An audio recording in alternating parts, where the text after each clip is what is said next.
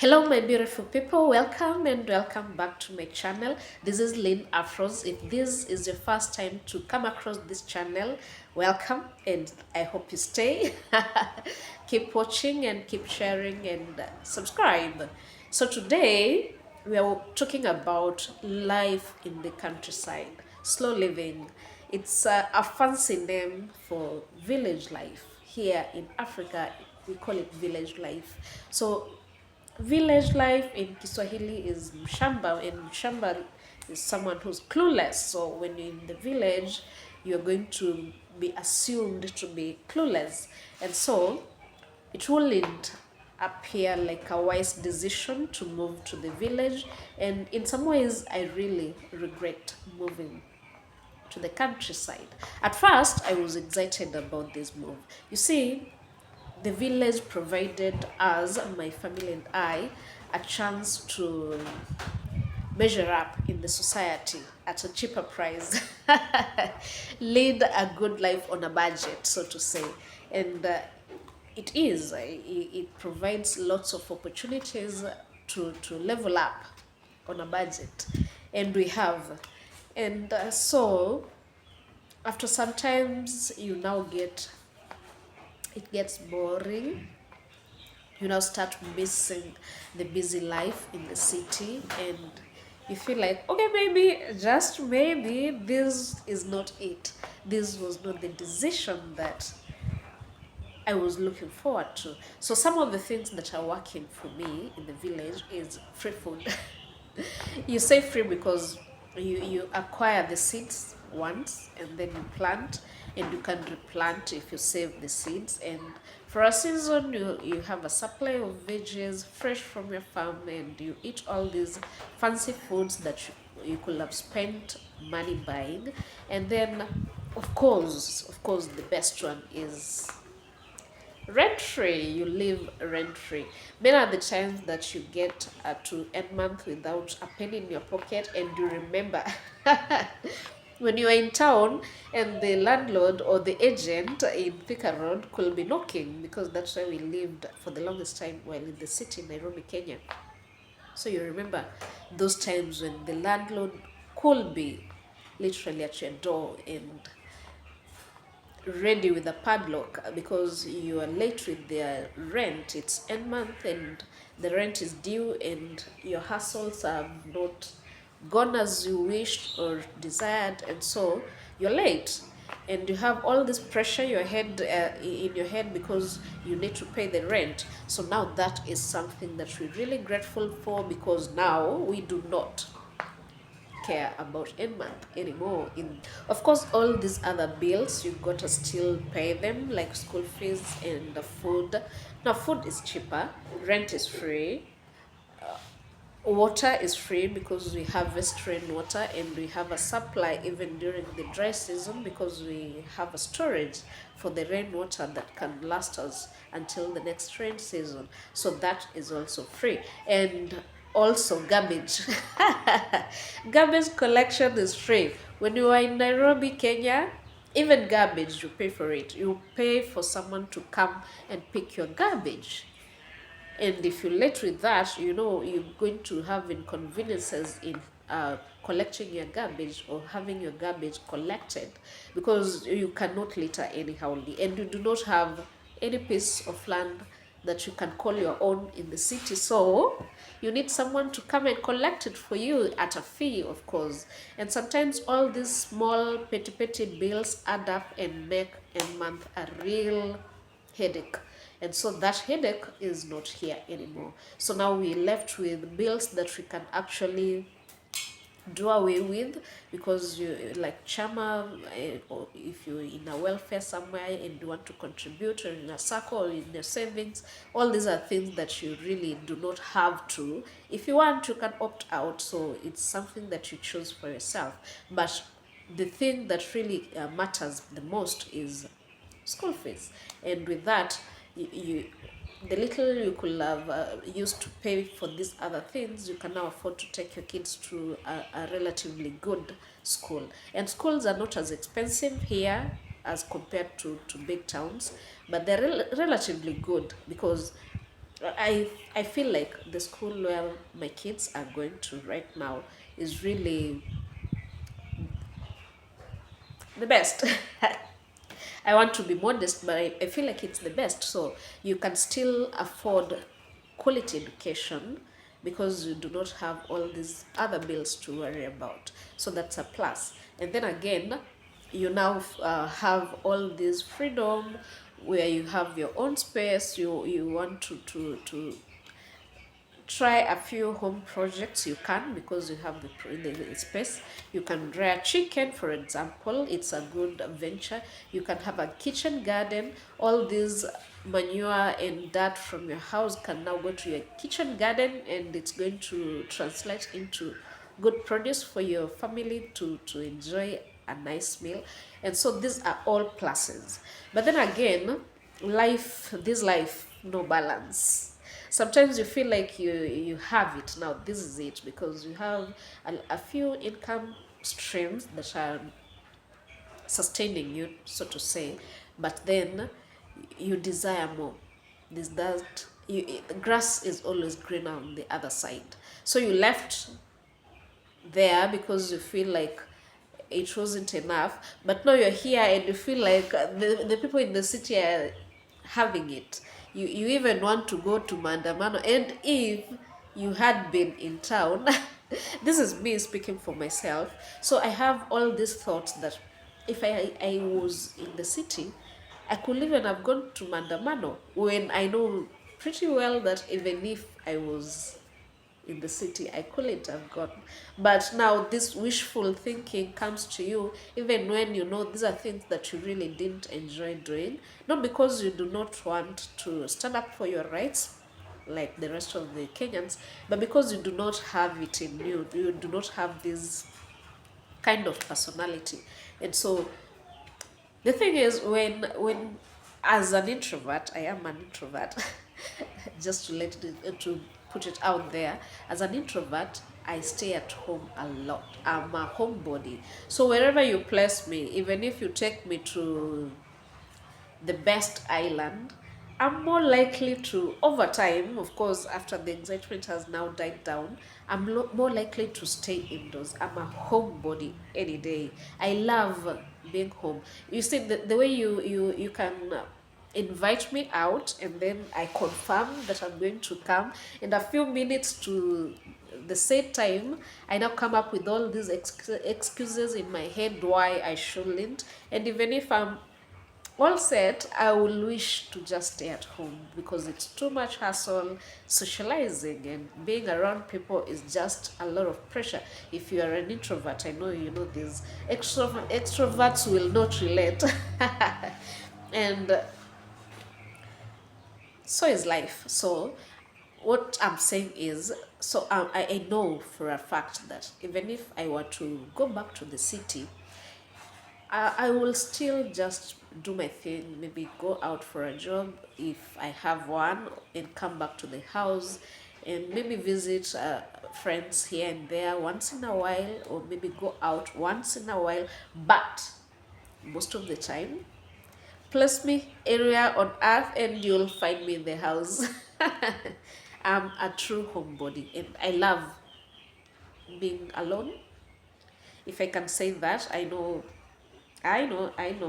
If you know, you know. I love being home and being alone. So when I socialize with people, it's just for a while, and then I get burnt out. I do not like the pressure of smiling all the time and faking or not faking or okay, I digress. So the thing is, city life had a lot to offer, but we felt like going back to the countryside will favor us financially, and it has. But right now, I feel like I regret that move for myself. I don't know about other people that have moved to the village. Let me know how that is going for you. But I feel like I desire more. I feel like I do not want this to be it. I feel stuck. I feel like immobilized, if there's such a word, because I feel all these little projects make all these little projects make you stay at home all the time, and you cannot travel far. You don't have this property that you attached to. And but even for me, as an introvert that loves my space and loves chilling at home and doing my own things, village life does feel too mundane, too quiet, too isolating. So I now have this feeling of missing out on life out there. So in a way, I have the idyllic experiences of all these sunsets and the lush environment around me and the cheaper lifestyle and quiet and lovely people around me. But now I'm feeling like I'm missing out, and now I desire that hustle and bustle of the city to just, you know, um, chemsha me a little bit, rest my blood if I translate it directly. So what I love about village life is gardening, because this is a passion that I've held for the longest time. I'm doing an orchard that I cannot wait to see the first fruits begin to come about. Okay, we've had some of the fruits, but especially the apples. I'm so looking forward to the apples. But now, farming. Hey, farming has shown me things. So you see, gardening is nice because you're just doing stuff for yourself, stuff that you like, stuff that you're going to consume yourself. But now farming, you're doing it because you want a profit, a return for it. And sometimes you have these best laid plans, and extreme weather conditions come by and tell you, okay, wait, this is not it, try again next time. So they wipe out. So the floods can come and wipe out all your produce when they're at a critical age, or like now, the sun has been out for far too long, and you feel stuff in the out in the fields are not drying up prematurely, and you know that translates to loss, and you feel like, I'd rather just stay at home, do some remote work and get whatever I get, because apparently I'm just losing cash, because you have all this capital that you saved up, or maybe you got it from your previous harvest, but it get lots, but you lose it. Now you lose it, and okay, you might get a few returns. When they say whenever you go to the shamba, you have to get something back from the garden, but you're making these losses, and it feels like it's too much work. Staying out in the fields, in the open fields for far too long does a number on you, because you get tired, you get ashy, you get dirty, you get. But if the fruits are coming in, you're not going to enjoy this. But if you do all that and then it doesn't pay off, then you feel like it's too much work. You don't need this. So I'm at that place right now, and that's why I'm reflecting on this. If you've been to the village, you know what I'm talking about. Tell me, how has farming been for you? If you're trying out farming, has it been profitable? How much profitable can you rate it? But I know that we've had good seasons. We have good seasons. You might have a good season this time, and next time it's not so good, and the other time terrible, but it is life. So I think everything in life is actually the same, don't you? Because nothing really comes easy, and whichever project you start, even if it's a business in the city or online space or here in the villages, you gotta put in all the work, and sometimes things go as you planned and sometimes they don't. Such is life. So it's not really a village thing. So one thing I can say about my experience in the village is, if you want to come to the countryside, to move to the countryside of your country, wherever that is, do so by all means. But one major thing that I think this experience has taught me is, have a source of income. Have a constant source of income for yourself, because this life is sustainable, yes, but you gotta put in a lot of money at the start before it can now be self-sufficient. You have to start by putting in a lot of money, capital intensive, labor intensive, and have lots of patience. That's all I can say. If you do not have lots of patience, you will pack your bags and go back to the city with the next train, or is it bus or car or whatever your means of transport is. As in Migori County, you can even land.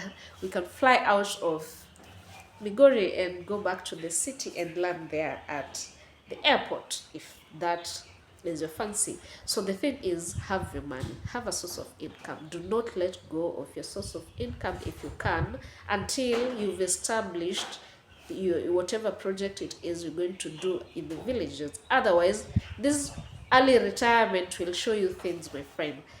Consider this: have your own source of income besides this idyllic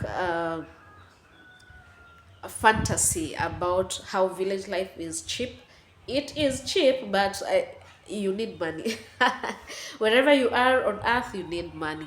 And before you set up your things to start running smoothly, you're going to love that your own source of income, and then it's now going to give you a cushion to lean on when times are bad, and it's going to help you to pump in more capital to your project, because sometimes you have all these unforeseen things that are coming up, and then you dried up your savings and you feel like, okay, there isn't much I can do, and so you run into losses, which is really not what you set out to do. So what you do is, whatever you do, maintain your own source of income.